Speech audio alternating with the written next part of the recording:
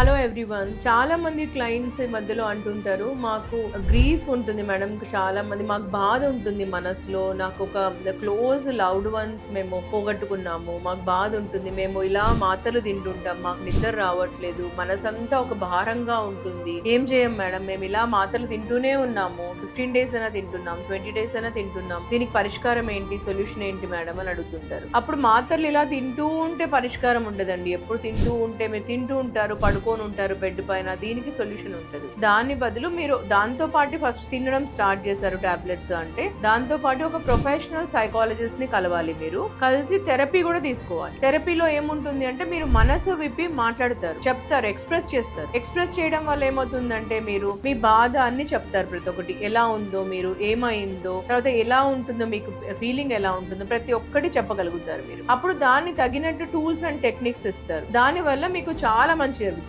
ఇది చాలా ఇంపార్టెంట్ అయింది. సో లేదంటే ఒట్టిగా టాబ్లెట్స్ తింటూ ఉంటే మీరు అలాగే తీసుకుంటూనే ఉంటారు, 15 days, 20 days, 3 months, 4 months, 6 months. దానివల్ల ఇలా ఎమోషన్స్ సప్రెస్ అయిపోతాయి. ఫస్ట్ థింగ్, సప్రెస్ ఎప్పుడు కాకూడదు ఎమోషన్స్. బాధ ఉంటే it is okay to cry అండి, it's okay not to be okay also. మీరు ఏడ్చినా పర్వాలేదు, మన కన్నీళ్ళు వచ్చినా పర్వాలేదు, బాధ ఉన్నప్పుడు ఏడ్చాలి. ఎందుకంటే మనము హ్యూమన్ బీయింగ్స్ కాబట్టి ఎమోషన్స్ ఉంటాయి మనకు. బాధ, నెగిటివ్ ఎమోషన్స్ ఉంటాయి, పాజిటివ్ ఎమోషన్స్ ఉంటాయి. సో అలా అని సప్రెస్ చేసుకుంటేనే ఇంకా పెయిన్ ఎక్కువ అవుతుంది. So definitely meet a psychologist, therapist అండి. తర్వాత దాని వల్లనే మీకు హీలింగ్ అవుతుంది. So see a professional psychologist.